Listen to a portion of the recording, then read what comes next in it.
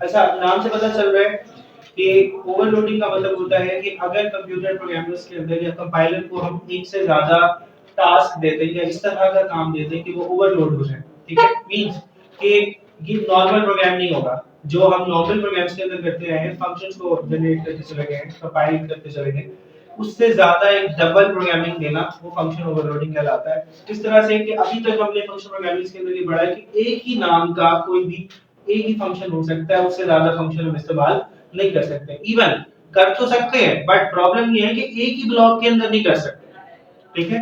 अब इसके अंदर ये हमें फैसिलिटी प्रोवाइड करता है कि it provides the facility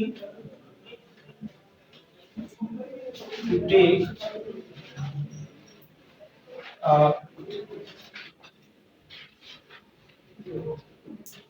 two or more functions with the same name in one program। एक प्रोग्राम के अंदर या एक कोड के अंदर एक ही तरह के फंक्शन यानी कि एक ही नाम के दो फंक्शन या एक से ज्यादा फंक्शंस को इस्तेमाल करने की फैसिलिटी हमें प्रोवाइड करके देता है। बाकी उसमें क्या होता था कि एक ही चीज इस्तेमाल कर सकते थे, एक बार इस्तेमाल कर सकते थे फंक्शन, नॉर्मली प्रोग्राम की तरफ से होता है। तो फंक्शन का की डाटा टाइप आपने रख दी इंट, ठीक है। अच्छा, इसमें एक चीज ये होगी कि हम अगर फंक्शन का नाम रख रहे हैं ना सेम, तो उसकी डाटा टाइप चेंज होनी चाहिए, ठीक है।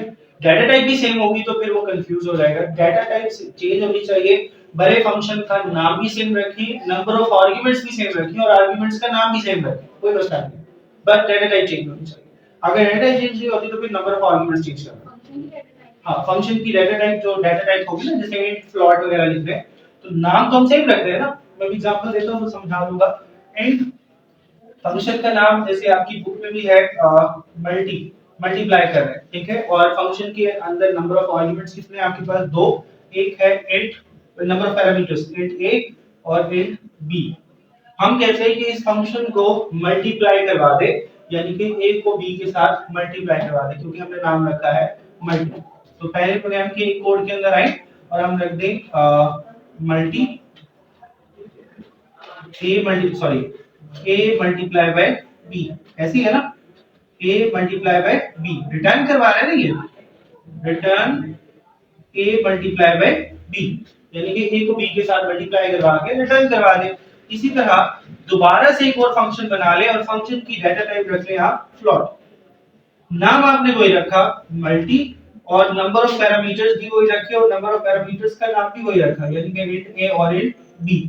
और इसके अंदर आकर आपने कहा लोकल पैरामीटर्स के अंदर आके रिटर्न ये भी क्या करवा दे, a को b के साथ मल्टीप्लाई करवा दे। अब देखें, इस तरह की प्रोग्रामिंग की फैसिलिटी पहले नहीं होती थी कि एक ही जैसा प्रोग्राम एक ही नाम के साथ एक ही तरह के फंक्शंस परफॉर्म कर रहा है, यानी कि ये भी मल्टीप्लाई कर रहा है, ये भी मल्टीप्लाई कर रहा है, दोनों के नंबर ऑफ पैरामीटर्स भी सेम है और दोनों का फंक्शन का नाम भी सेम है, बट डाटा टाइप डिफरेंट है। अगर आप चाहते हैं कि नाम तो सेम होंगे रखना है, ये फंक्शन ओवरलोडिंग का फायदा है।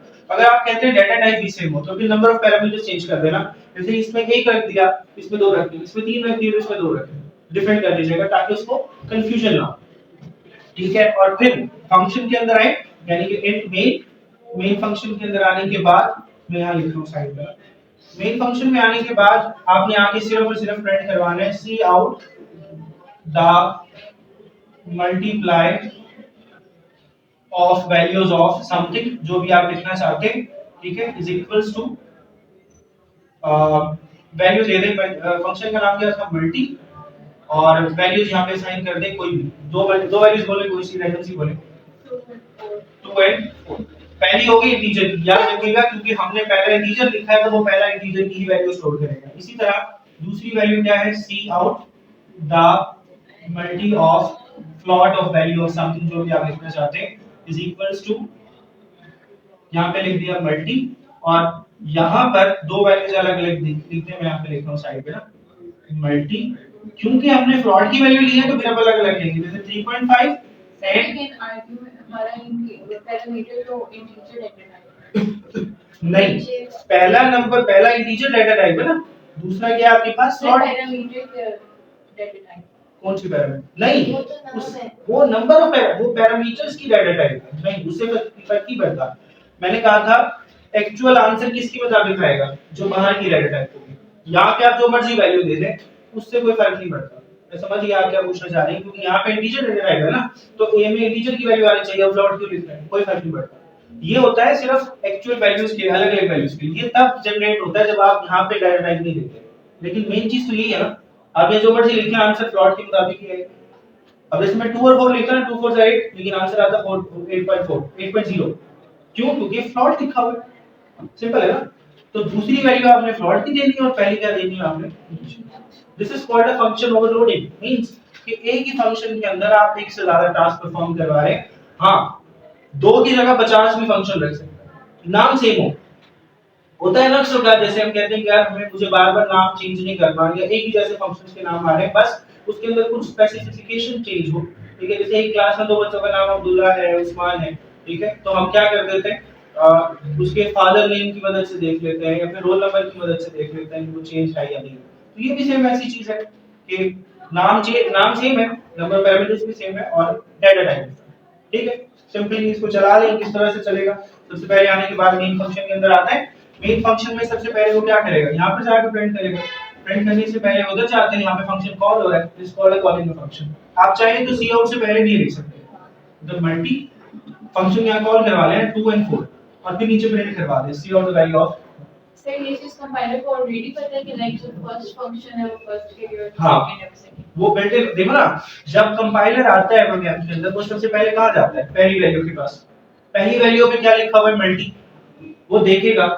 अब आपने यहाँ पे लिखा होता है ना 2.4 और 5.5, वो तब भी इंटीजर वाले के पास जाता। क्यों, क्योंकि मसला यही है ना, डाटा टाइप क्या है, इंटीजर, उस पे पूरा उतर रहा है पैरामीटर पे, नाम भी वही है, number of parameters number of arguments से बराबर है, तो वो तो कंफ्यूज होगा ना, हम कहेंगे किसके पास जाना है। तो ये अब आपने ध्यान रखना है इसका कि आप कौन सी वैल्यू कहां पर रखते हैं। तो कोशिश ये कीजिएगा कि जब पहली चीज इंटीजर रखी है तो इंटीजर वाली वैल्यू पहले हो, और अगर फ्लोट रखी है तो फिर फ्लोट वाली वैल्यू। इसलिए हमने पहले इंटीजर की रखी है और बाद में फ्लोट, क्योंकि मेन फंक्शन में आने के बाद पहले वो यहाँ जाएगा, इसने बुला लिया, फौरन से इधर चला गया, वो इधर आया, उसने प्रिंट कर, फिर वो इधर से आता है, दूसरी वैल्यू कैरी करता है, फिर इसके बाद आता है। ठीक है, क्योंकि वो फ्लोट की वैल्यू। ठीक है, और फिर यहाँ जाके मल्टीप्लाई करवा के सी आउट में भेजते हैं। बजाय इसके कि हम यहाँ लिखें, हम यहाँ शुरू में करते हैं मल्टी 2 and 4 फिर सी आउट, फिर मल्टी 3.5 and 4.5 एंड देन फिर सी आउट में पहले का आंसर फिर क्लियर हो। अगर मैं उनको आगे पीछे करती हूं तो एरर आता है। नहीं, एरर नहीं आएगा, तब भी आ जाएगा, तब भी वैल्यूज आ जाएगी। देखिए ना, वो वैल्यू से पहचान रहा है ना, वैल्यू क्या है, कंपाइलर को पता होती है ना ये चीजें, बिल्ट इन है ना, 3.5 है ना, उसने क्या चीजें चेक करी थी, तीन चीजें चेक करी। पहली चीज डाटा टाइप, डाटा टाइप तो आप दे नहीं रहे यहाँ पे, जब फंक्शन को कॉल करवाया जाता है तो आप खाली क्या लिखते हैं, मल्टी 3.5 एंड 4.5। यही कहना चाह रही है ना, पहले आपने ये लिख दिया और बाद में आपने दूसरा लिख दिया मल्टी 2 and 4, ऐसे ही है ना। आपने पहले लिख दिया, लेकिन वो देखेगा मल्टी फंक्शन का नाम सेम, फंक्शन के अंदर नंबर ऑफ वैल्यूज कौन सी पड़ेगी, प्लॉट की, तो वो प्लॉट वैल्यू बस। ठीक है, और यहाँ पे क्या पड़ा हुआ है, नाम सेम है ना, एरर नहीं आता, इससे एरर नहीं आएगा। हाँ, आंसर ऊपर नीचे हो जाएगा, एरर नहीं आएगा। ठीक है, बस क्लियर हो गया।